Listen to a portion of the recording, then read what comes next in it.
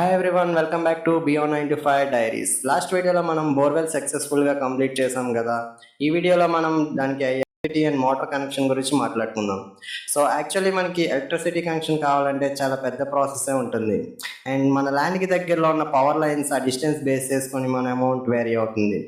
So మన కేసులో మన ల్యాండ్కి దగ్గరలో ఎలక్ట్రిసిటీ వైర్స్ అయితే ఏం లేవు. సో కనెక్షన్ తెచ్చుకోవడం చాలా కాంప్లికేట్ అవుతుంది అండ్ మనీ కూడా ఎక్కువ అవుతుంది.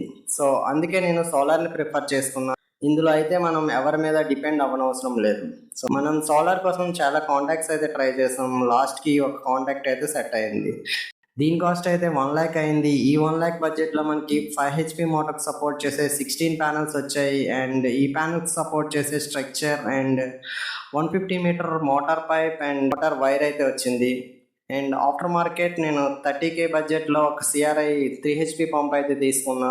5 HP ప్యానల్స్కి 3 HP మోటార్ పెడితే లో లైట్ కండిషన్లో కూడా మనకి గుడ్ పెర్ఫార్మెన్స్ అయితే ఉంటుంది. కావాల్సింది solar DC to AC converter. దీని కాస్ట్ అరౌండ్ 10K అయ్యింది.